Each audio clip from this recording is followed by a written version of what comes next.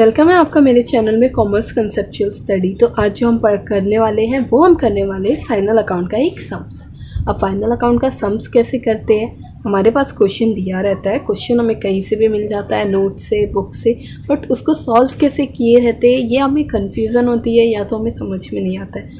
Mostly बहुत लोगों को अकाउंट टफ लगता है और वो लोग को ये भी नहीं समझ में आता है कि यहाँ करे कैसे, बट जिस तरीके से मैं बताऊँगी डेफिनेटली आपको समझ में आ जाएगा कि यहाँ फाइनल अकाउंट होता क्या है, करते कैसे।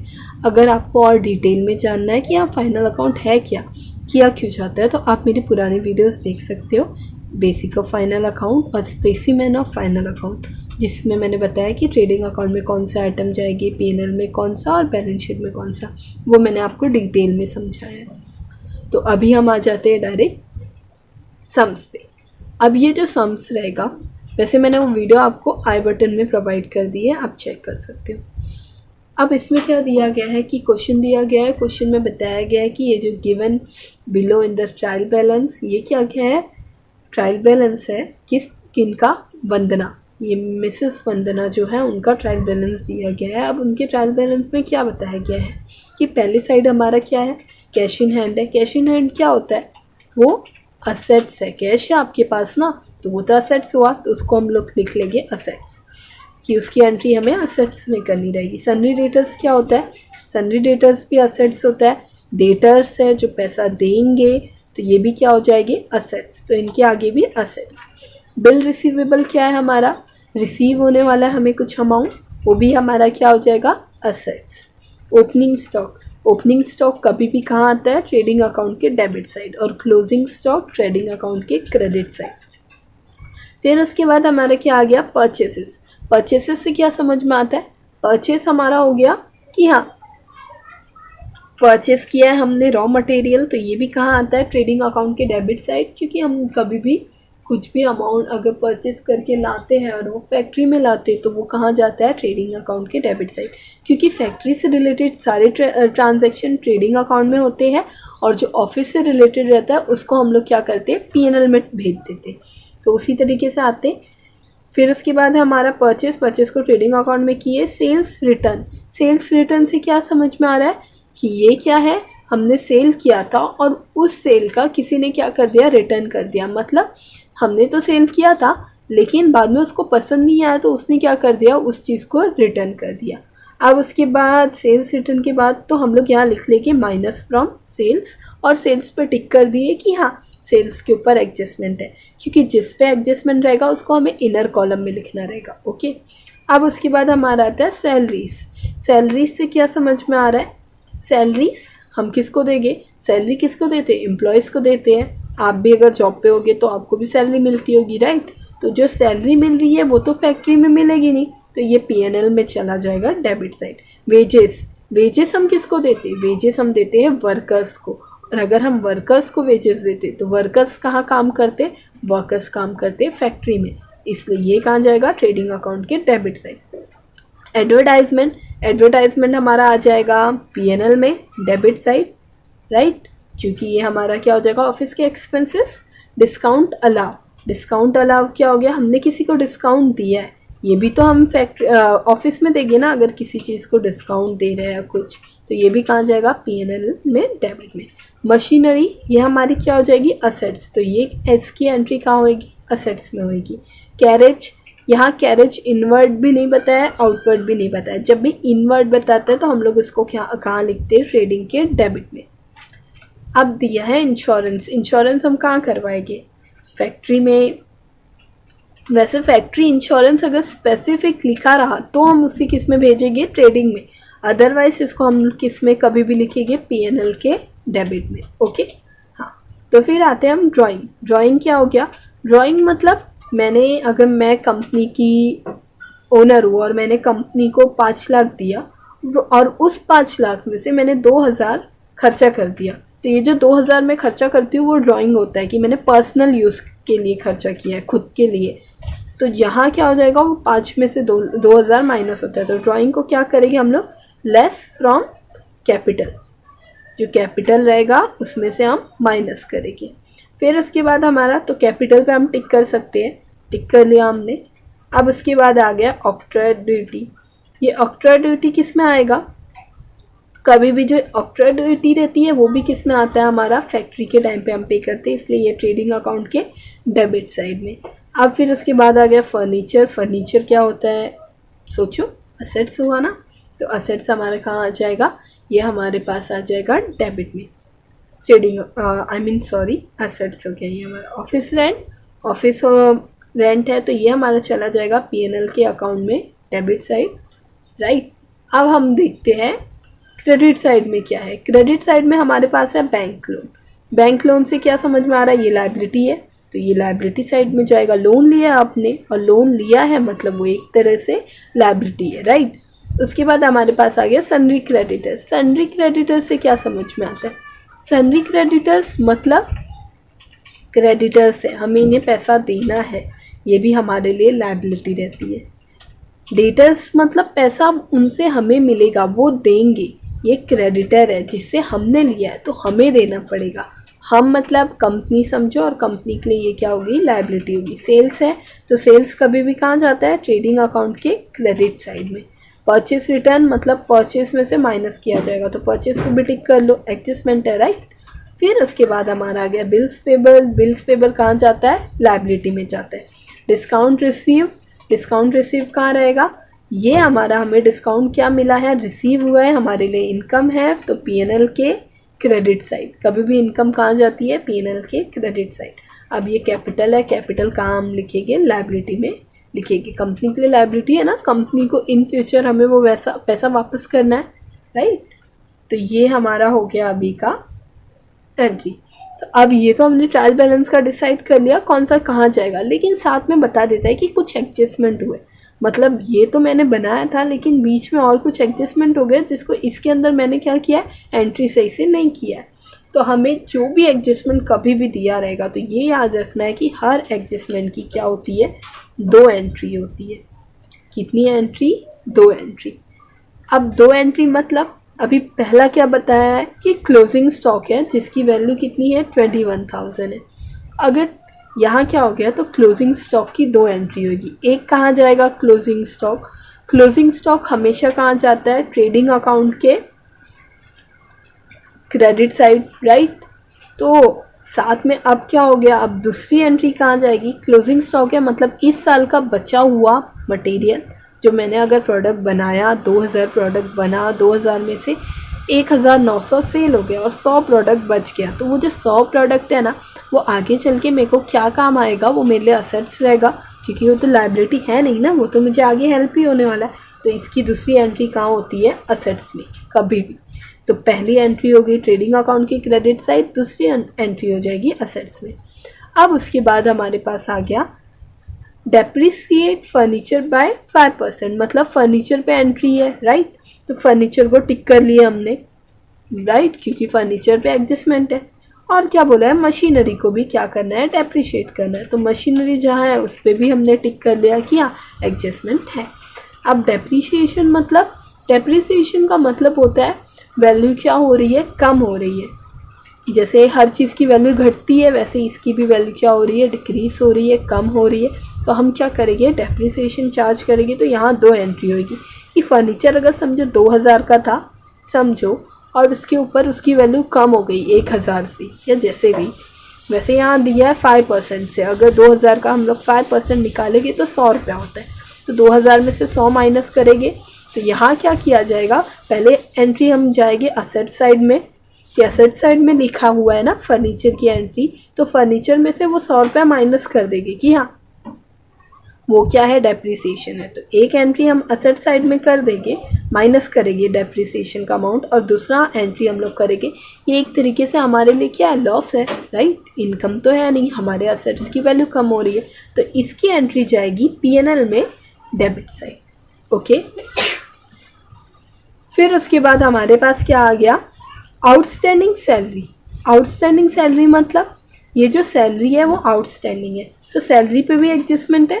तो सैलरी पे जाके मैंने टिक कर दिया कि किसी को हमें 1000 और देना बाकी है। तो एक तरीके से अगर ये बाकी है तो हमारे लिए एक जगह लायबिलिटी हो गई कि हाँ पैसा देना बाकी है, और दूसरी एंट्री जाकर सैलरी में ऐड होएगा, क्लियर, राइट। और वेजेस का भी वैसे ही किया जाएगा, आउटस्टैंडिंग वेजेस है ये, 500 रुपये का, तो वेजेस पे टिक कर दिया जाएगा कि हाँ वेजेस भी देना बाकी है और आउटस्टैंडिंग वेजेस भी हमारे लिए लायबिलिटी हो जाएगी। प्रीपेड इंश्योरेंस, अब ये क्या हुआ है कि तुमने इंश्योरेंस पहले से ही 300 रुपये भर के रखा है, तो प्रीपेड मतलब पहले से पे किया है, तो ये तुम्हारे लिए असेट्स है। और दूसरी एंट्री की तुमने पहले से पे किया है, तो जो भी इंश्योरेंस का अमाउंट है उसमें से तुम ये जाकर क्या करोगे, माइनस करोगे, क्योंकि इतना तुम्हें अब कम पे करना पड़ेगा क्योंकि तुमने पहले से पे करके रखा है। हम इंश्योरेंस पे भी क्या कर देंगे, टिक कर देंगे, राइट।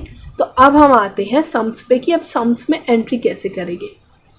अब सम्स में जब हम एंट्री करने जाते तो सबसे पहला क्या दिया गया है, हम क्वेश्चन के स्टार्ट से आते। सबसे पहला दिया गया है cash in hand. Cash in hand कहाँ जाने वाला है, असेट्स में, तो हम उसको क्या करेंगे, असेट्स के साइड पे हम लिख लेंगे कैश इन हैंड।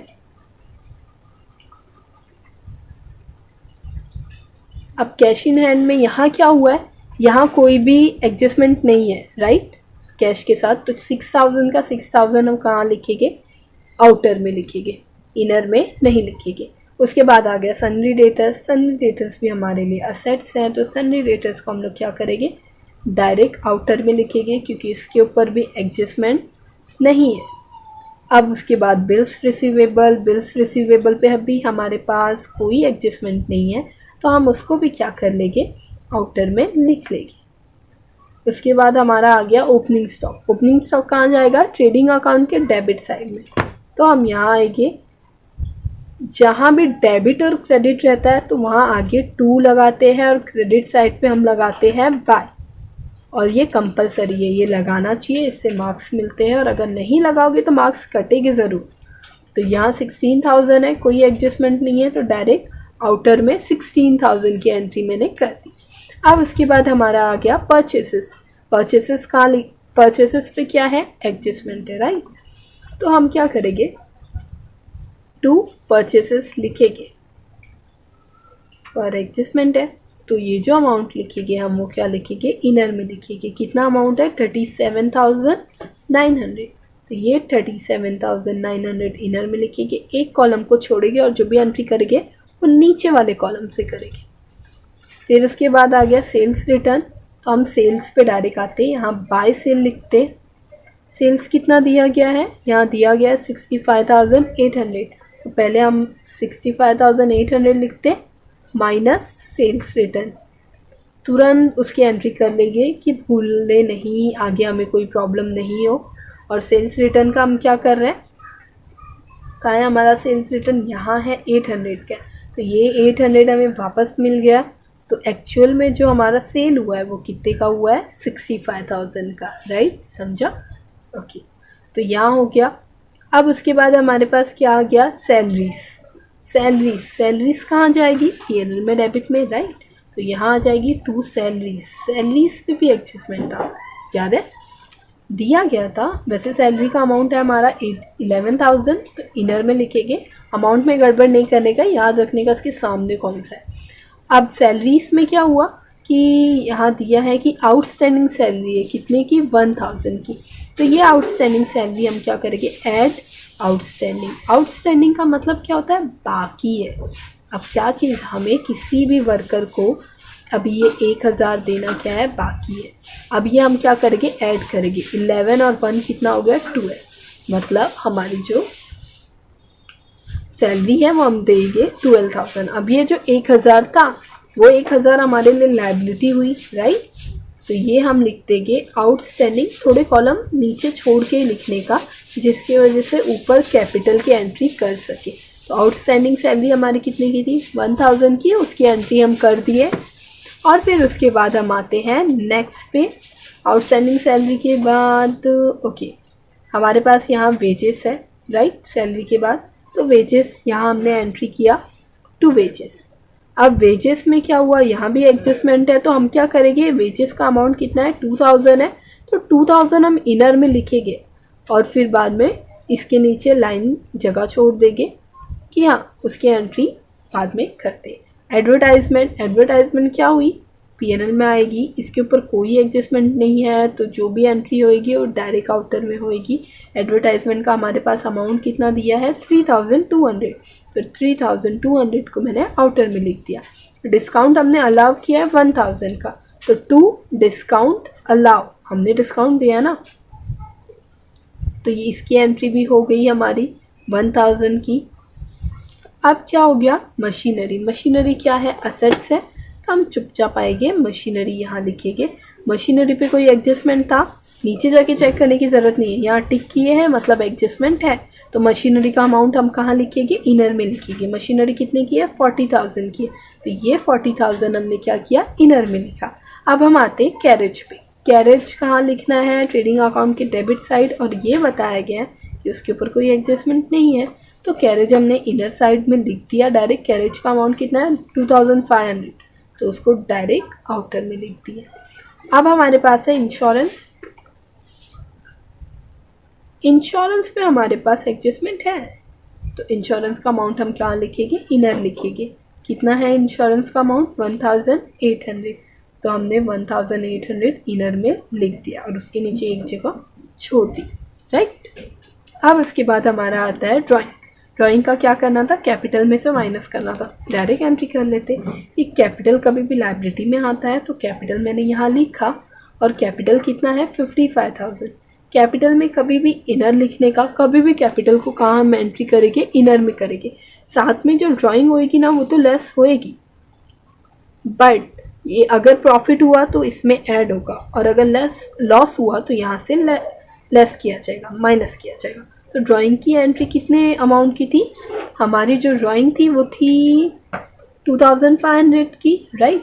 तो हम क्या करेंगे, 2500 यहाँ लिख कर रखेंगे, बाद में पहले प्रॉफिट या लॉस को ऐड करने के बाद देखा जाएगा। ऑक्ट्रॉय ड्यूटी कितने की है, 800 की है, तो यहाँ हम लोग लिख देंगे टू ऑक्ट्रॉय ड्यूटी 800, कोई एडजस्टमेंट नहीं है, डायरेक्ट आउटर कॉलम में।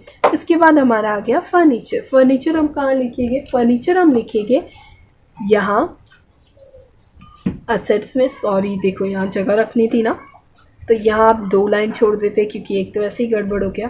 तो फर्नीचर हमने यहाँ लिख दिया, यहाँ टू और बाई की ज़रूरत नहीं होती है असेट्स और लाइबिलिटी में। फर्नीचर का अमाउंट हमारा कितना है, 8000। फर्नीचर पे भी एडजस्टमेंट है, तो इसको भी हम कहाँ लिखेंगे, इनर में, राइट। अब हमारा पास हो गया ऑफिस रेंट। ऑफिस रेंट मतलब इसके ऊपर कोई एडजस्टमेंट है नहीं है, राइट, हमने टिक नहीं किया है, तो इसका अमाउंट हम कहाँ लिखेंगे, आउटर में 3200।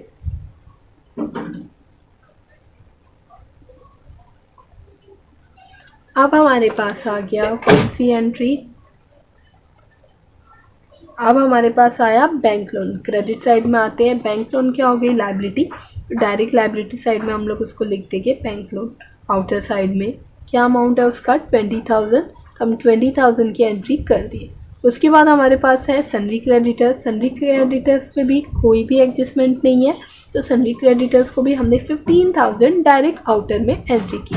अब आ गया सेल्स। सेल्स की एंट्री हमने कर चुके हैं, यहाँ आके चेक कर सकते हैं, राइट। सेल्स के बाद हमारा है परचेज रिटर्न। परचेज रिटर्न कितने का है, 3700।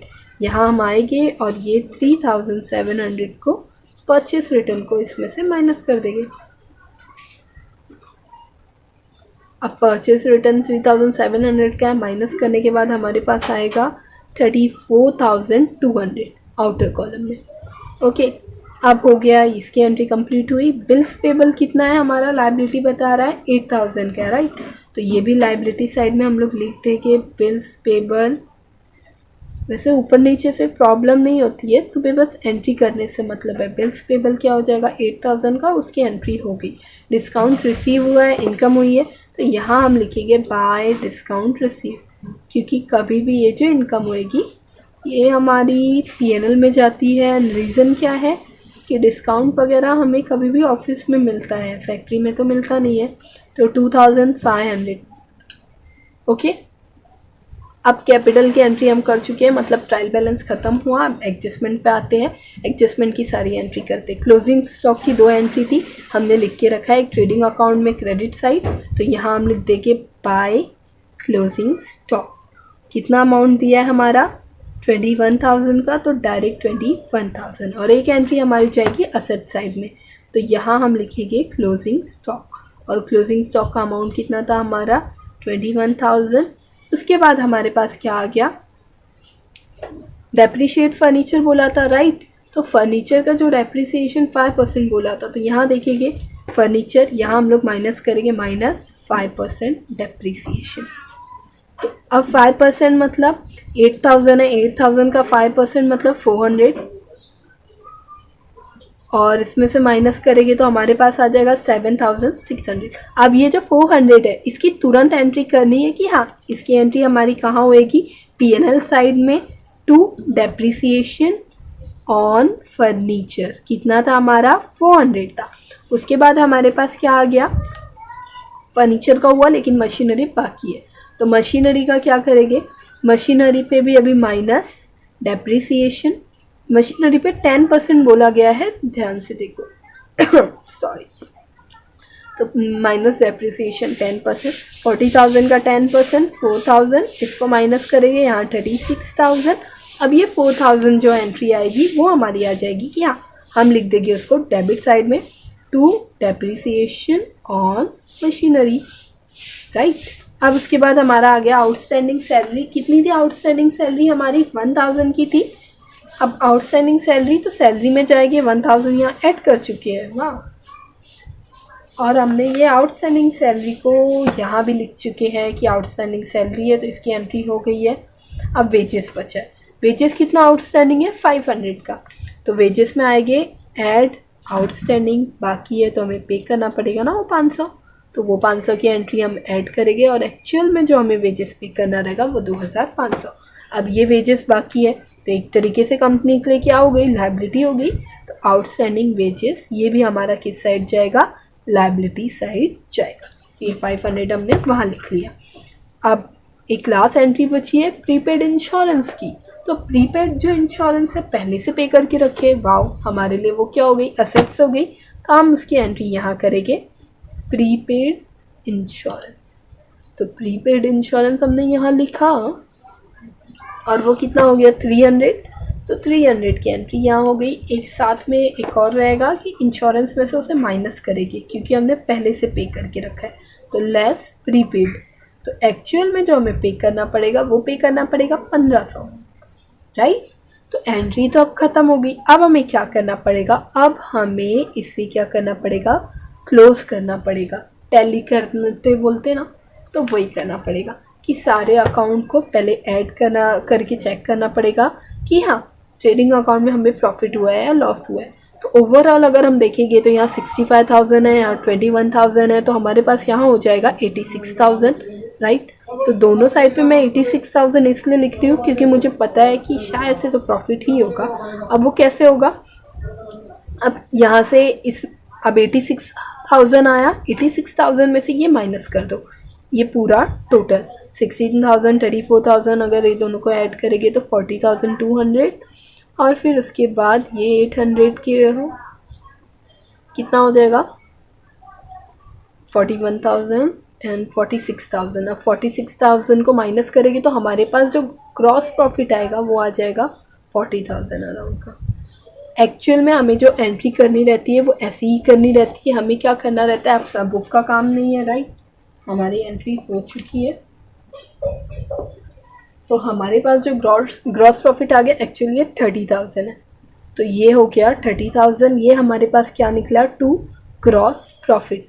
कि हाँ, हमारा क्रेडिट साइड हैवी था, मतलब क्रेडिट साइड में ज़्यादा अमाउंट था, मतलब इनकम ज़्यादा थी, तो क्रेडिट साइड से सेल करके हमारे पास अर्निंग ज़्यादा हुई है, इनकम ज़्यादा हुई है। तो ये जो अमाउंट आता है बैलेंसिंग फिगर, ये कैसे निकलता है कि समझो ये डेबिट में क्या हुआ, इनकम ज़्यादा हुई 86,000 और एक्सपेंसेस हमारे 40,000 है समझो, या 50,000 है। तो 86 में से हम वो 50,000 माइनस किए, और जो बचा 36,000 या 30,000 जो भी बचता है वो हमारा क्या हुआ, वो हमारा प्रॉफिट हुआ। तो इसलिए हम उसको यहाँ लिखते हैं कि टू ग्रॉस प्रॉफिट, और इन दोनों को सेम अमाउंट हमें टैली करने के लिए यहाँ वो प्रॉफिट को शो करना पड़ता है। पर अब यहाँ प्रॉफिट हो गया, राइट, और प्रॉफिट कितने का हुआ, 30,000 का। ज़्यादा कंफ्यूज मत हो जाओ, 30,000 का प्रॉफिट हुआ है। अब ये 30,000 के प्रॉफिट को हम क्या करेंगे, इस साइड ट्रांसफ़र करेंगे। मैंने बताया था ये जो ट्रांसफ़र होता है वो क्रॉस होता है। अब हम यहाँ लिख देंगे by gross profit carry down I mean brought down. यहाँ हुआ मतलब हमने कैरी किया, राइट ना, यहाँ से अब उस कैरी वाले को इधर भेज दिया, तो ये हमारा क्या हो गया, ब्रॉट डाउन हो गया। और कितना हमारा प्रॉफिट था, 30,000 था, तो वो 30,000 को मैंने यहाँ लिख लिया। अब इस साइड में क्या होगा, अब हमें चेक करना पड़ेगा इनकम होएगी या लॉस। ये तो ग्रॉस था। अब ऑफिस के एक्सपेंसेस माइनस करने के बाद हमारे पास क्या निकलेगा, नेट प्रॉफिट निकलेगा। अब नेट प्रॉफिट में हम कैसे चेक करेंगे, हम चेक करेंगे कि क्या होता है और कैसे किया जाएगा। अब यहाँ क्या हो गया, 30,000 मैंने यहाँ लिखा ग्रॉस प्रॉफिट, और ये साथ में डिस्काउंट भी मिला है, मतलब हमें एक्चुअल जो प्रॉफिट हुआ है वो हुआ है 32,500 का, राइट। तो हम उसकी एंट्री करेंगे 32,500। अब वो 32,500 में से ये सारे एक्सपेंसेस क्या करेंगे, माइनस करेंगे, और जो एक्चुअल अमाउंट निकलेगा उसको हम बोल देंगे टू नेट प्रॉफिट। कभी कभी मोस्टली हमें प्रॉफिट निकलता है, बहुत रेयर चांस है कि हमें क्या होता है, लॉस होता है। जैसे डायरेक्टली हम देख सकते हैं 12,000, यहाँ 13,000, ये हो जाएगा 14,500, ये हो जाएगा 18,500, और इन सबको अगर हम ऐड कर लेंगे तो हमारे पास आ जाएगा अराउंड, ऐड करने के बाद हमारे पास जो पैसा बचेगा वो हमारा रहेगा नेट प्रॉफिट का 7,200, सबको माइनस करने के बाद। तो अब सारे एक्सपेंसेस हमने माइनस कर दिए, और माइनस करने के बाद जो हमारा अमाउंट निकला है वो हमारा निकला है 7,500। ये हमारी इनकम थी, इसमें से हमने ये सारे अमाउंट को माइनस किया, और जो अमाउंट निकला वो एक्चुअल नेट प्रॉफिट निकला 7,200 का। अब ये जो 7,200 हमारा नेट प्रॉफिट है, इसको हम क्या करेंगे, कैपिटल में ऐड करेंगे, राइट। तो यहाँ हम क्या करेंगे, ऐड नेट प्रॉफिट। तो 55,000 में 7,200 हम ऐड करेंगे तो हमारे पास आएगा 62,200, राइट। फिर क्या करना है, फिर हम लोग का जो 62,200 हो जाएगा उसमें से हम क्या करेंगे, ड्राइंग का अमाउंट माइनस कर लेंगे, और माइनस करने के बाद जो अमाउंट आएगा उसको हम लोग आउटर में लिख देंगे। आउटर में लिख देने के बाद हम क्या करेंगे, अब इसको हम टैली कर लेंगे, और हम जब टैली करेंगे ना तो दोनों साइड आपको अमाउंट सेम मिलेगा, उसकी टेंशन नहीं है आपको। तो अभी आप चेक कर सकते हो कि दोनों साइड पे जब हमने टैली किया है तो हमें जो अमाउंट मिला है वो अमाउंट हमें मिला है 1,04,200। आप भी चेक करके देख लो, आपको ये सेम अमाउंट मिलेगा। अगर आपको मेरी वीडियो पसंद आई है तो आप क्या करो, मेरे चैनल को सब्सक्राइब करो, शेयर करो और कमेंट करो। Thank you.